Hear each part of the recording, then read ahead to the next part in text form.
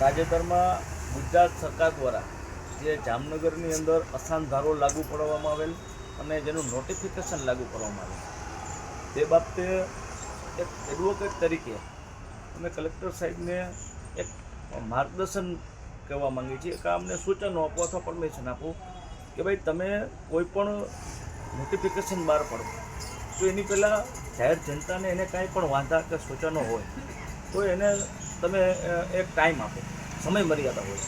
કારણ કે તમે ડાયરેક્ટ સીધું નોટિફિકેશન બહાર પાડીને સીધો અસાન ધારો લાગુ પડી દો, પરંતુ એ વિસ્તારોની અંદર કોઈ સુથી કરાર થયા હોય, કોઈ સોદો થયો હોય, તો ઘણા વ્યવહારો થઈ ગયા હોય કે હવે ખાલી દસ્તાવેજ જ બાકી હોય, તો એનું શું?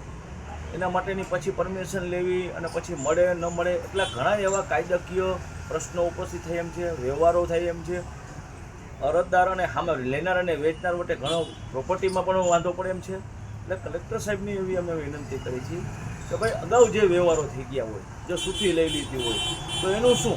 તો એવાઓને પરમિશન આપી દેવી. કારણ કે જામનગર શહેર એક હિન્દુ અને મુસ્લિમ માટે એક એકતાનું પ્રતીક છે, શાંતિ અને લોકો હિન્દુ અને મુસ્લિમ ભાઈચારાની જેમ રહે છે. એટલે આ અસાન ધારો લાગુ કરે એના પહેલાં જે વ્યવહારો થઈ ગયા હોય એના માટે કલેક્ટર સાહેબને અમે વિનંતી કરી છે કે ભાઈ કોઈ એવા વ્યવહારોના હિસાબે કોઈ માથાકૂટ ન થાય, કોઈ વ્યક્તિને નુકસાન ન જાય, એના માટે એક માર્ગદર્શન બહાર કરીને પરમિશન આપવી જોઈએ એવી અમારી. હું ઇમ્તિયાઝ હુસૈન કોરેજા, એડવોકેટ, જામનગર. તાજેતરમાં રેવન્યુ ડિપાર્ટમેન્ટ તરફથી જામનગર શહેરમાં જે અસાન ધારો લાગુ કરવામાં આવેલ છે એ અસાન ધારા અને અમારો પર્સનલમાં એનો વિરોધ છે અને એનો વાંધા અમે નામદાર કલેક્ટર કચેરીએ રજૂ કરેલ છે. એ અસાન ધારાનું નોટિફિકેશન બહાર પડ્યું તે પહેલાં જામનગરમાં મેક્સિમમ પ્રોપર્ટીઓને સેલ ટુ એગ્રીમેન્ટ થયેલ છે.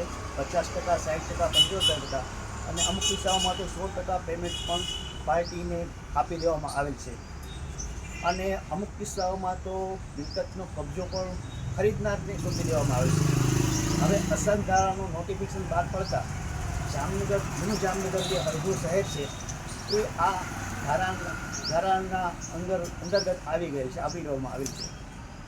જો આ નોટિફિકેશન અન્વયે અમે સબ રજિસ્ટ્રાર કચેરીમાં દસ્તાવેજની નોંધણી કરાવવા જાય છે તો ત્યાં દસ્તાવેજની નોંધણીની પ્રોસેસ સ્ટોપ કરી દેવામાં આવેલ છે, જેથી કરીને અરજદારોમાં અને મિલકત ખરીદનાર તેમજ મિલકત વેચનાર બંને પાર્ટીઓમાં ભયનું વાતાવરણ ફેલાયેલ છે.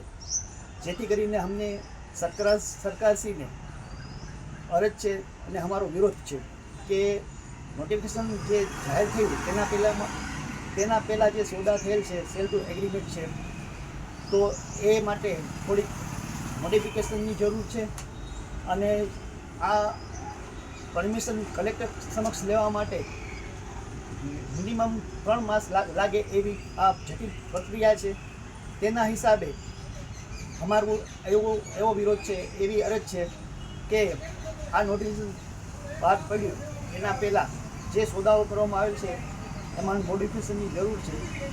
માટે ધોરણસર કાર્યવાહી કરી અને અસાન ધારાની જે તાત્કાલિક અને યુદ્ધના ધોરણે જે અમલવારી કરવામાં આવે છે એમાં એક્સટેન્શન કરી અને 30 દિવસનો કે 2 મહિનાનો અમને ટાઈમ આપે, જેથી અમારું પેમેન્ટ થઈ જાય અથવા તો જે દસ્તાવેજ બાકી છે એની નોંધણી થઈ જાય.